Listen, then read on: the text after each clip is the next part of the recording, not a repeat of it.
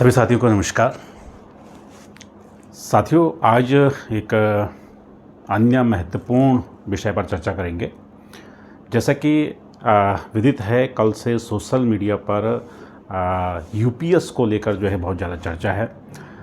कल जो है केंद्रीय कैबिनेट की बैठक हुई थी और केंद्रीय कैबिनेट की बैठक में यूपीएस की स्कीम को जो है वो मंजूरी दी गई है और उस स्कीम में क्या प्रावधान हैं उसको लेकर जो है केंद्रीय मंत्री अश्विनी कुमार जी ने जो है वो प्रेस कॉन्फ्रेंस की थी और उसमें उन्होंने जो है उस स्कीम के बारे में जो है वो जानकारियाँ दी हैं।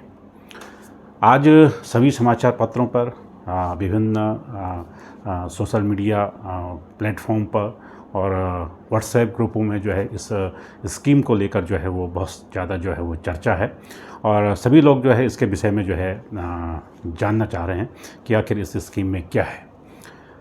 बहुत सारी चीज़ें जो है आपको अभी तक जो है पता चल गई होंगी कि इस स्कीम में क्या है, लेकिन फिर भी आज जो अन्य जो कुछ ऐसे पहलू हैं जिन पर चर्चा नहीं हुई है उन पर भी हम बात करेंगे।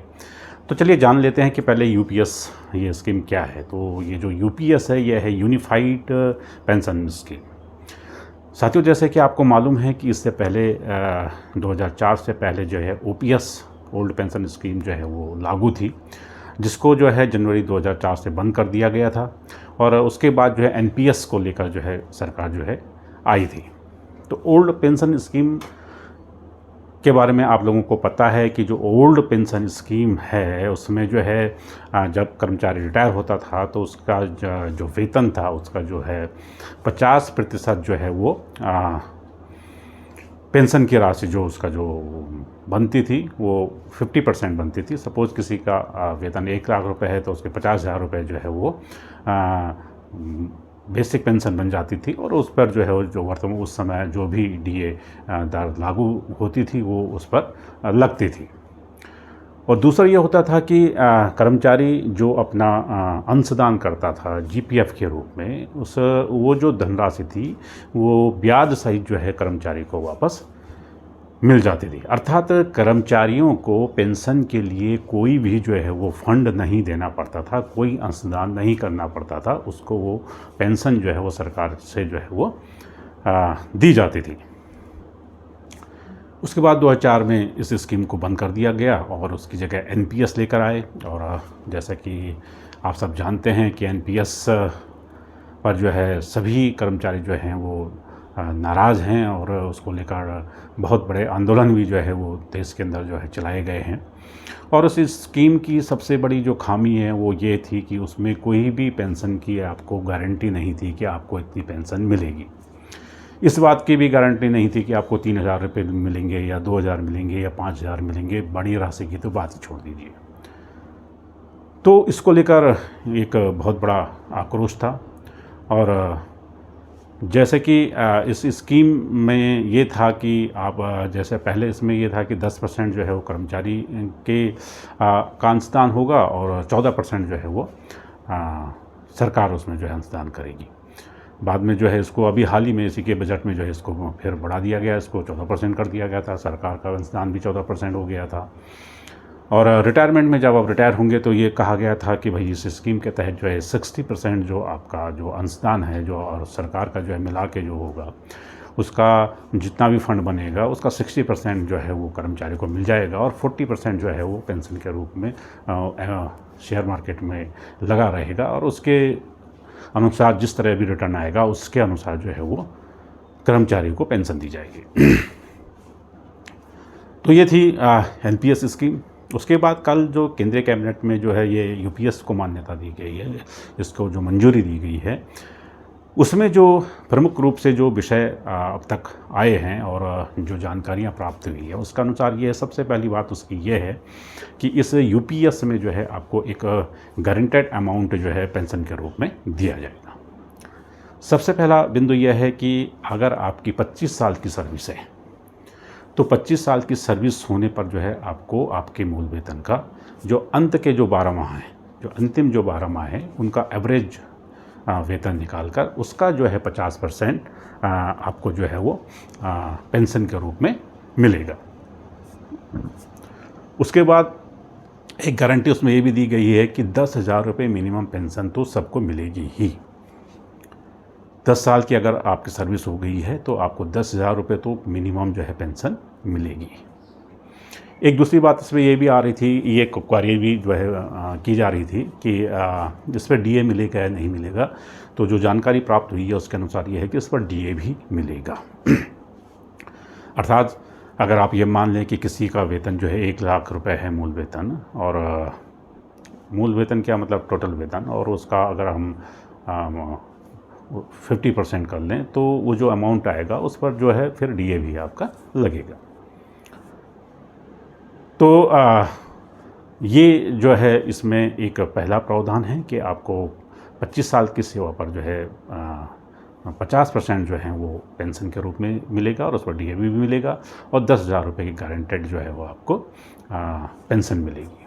दूसरा इस पर ये था एक बिंदु ये भी आया था कि अगर जिसकी 25 साल की सर्विस नहीं है, सपोज़ किसी की 24 ही साल की सर्विस है, तो उसी प्रपोर्शन में जो है वो उसका जो परसेंटेज है वो कम हो जाएगा। जैसे कि 25 साल पर जो है 50% है तो उस हिसाब से 24 साल पर जो है 48% हो जाएगा, 20 साल की सर्विस पर 40% हो जाएगा।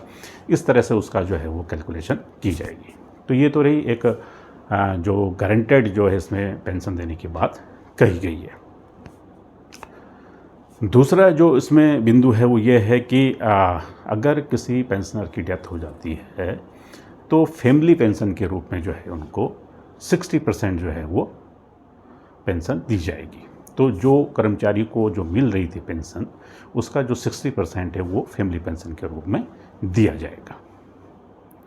ये भी एक इसका महत्वपूर्ण बिंदु है।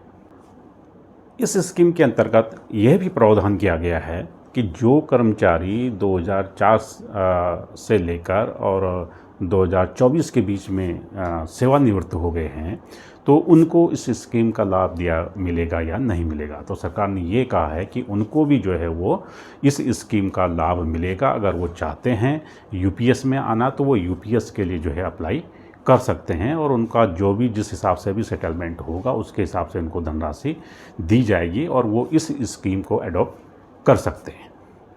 इसी तरह से वर्तमान में जो एनपीएस में जो कर्मचारी चल रहे हैं 2004 के बाद वाले सभी एनपीएस में हैं, तो उनके लिए भी ये विकल्प रहेगा कि वो या तो एनपीएस अगर उनको ये बेहतर लगता है तो वो एनपीएस जो है वो में रह सकते हैं, और अगर उनको एनपीएस जो है वो ये लगता है कि ये हमारे लिए फ़ायदेमंद नहीं है तो वो यूपीएस को जो है वो अडॉप्ट कर सकते हैं।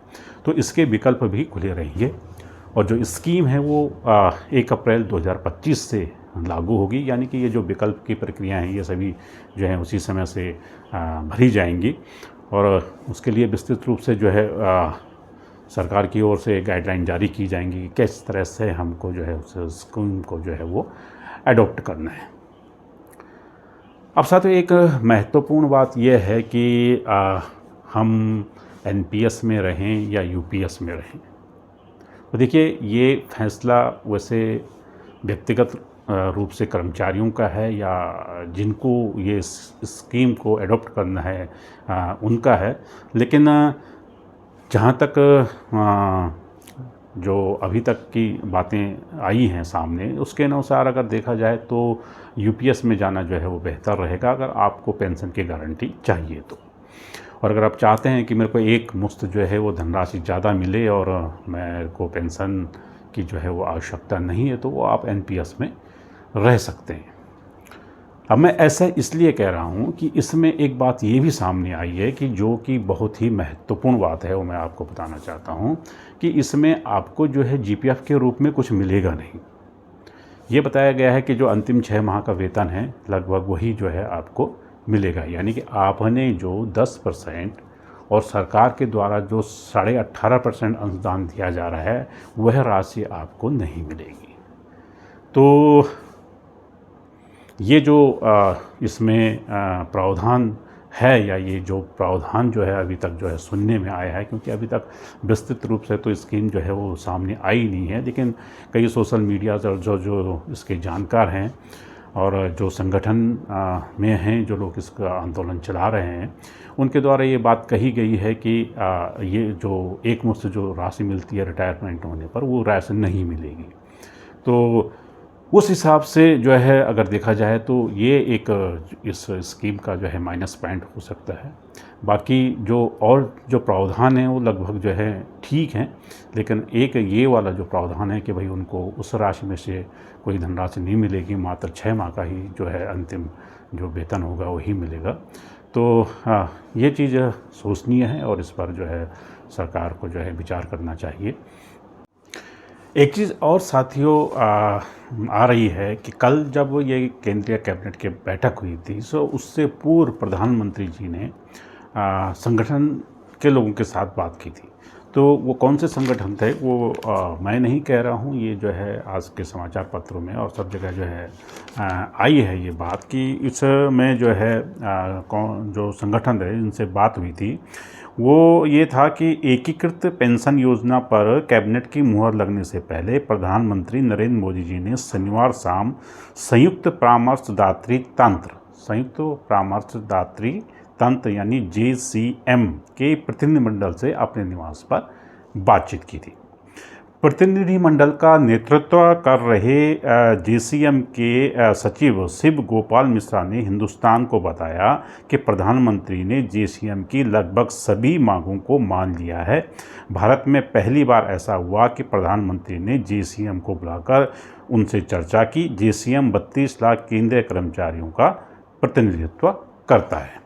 तो ये जो है ये बात इन्होंने कही है, लेकिन एक दूसरी बात भी जो सामने आ रही है वो ये आ रही है कि इस आंदोलन को जो है OPS के आंदोलन को जो चला रहे हैं राष्ट्रीय स्तर पर विजय बंधु जी, उनको जो है इस बैठक में जो है नहीं बुलाया गया था।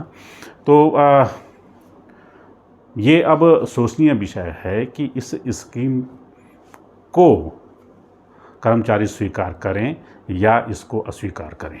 तो इस पर मेरा ये कहना है कि सबसे पहले इसका पूर्णतः जो है अध्ययन कर लिया जाना चाहिए। जब तक स्कीम पूरी सामने नहीं आती है और उसका व्यापक रूप से जो है वो अध्ययन नहीं किया जाता है, तब तक एक सिरे से खारिज करना भी ठीक नहीं है और एक सिरे से इसको स्वीकार करना भी ठीक नहीं है। क्योंकि 2004 में जब NPS को लाया गया था तो उस समय आपने देखा होगा कि NPS का किसी ने विरोध नहीं किया था, और वो विरोध इसीलिए नहीं किया गया था कि वो स्कीम जो है किसी को जो है समझ में आई नहीं थी उस समय कि स्कीम में है क्या। जब उस स्कीम को लोग देख रहे हैं तो उनको लग रहा है कि ये तो स्कीम जो है बिल्कुल जो है वो बेकार थी। तो इसलिए मेरा ये मानना है कि इस स्कीम को स्वीकार करना और अस्वीकार करना दोनों चीज़ों को करने से पहले इसका व्यापक अध्ययन किया जाना चाहिए, और इसमें जो NPS से जुड़े हुए जो कर्मचारी है उनका व्यू आना बहुत आवश्यक है। उनकी राय भी इसमें जो है ली जानी चाहिए कि वो लोग क्या चाहते हैं।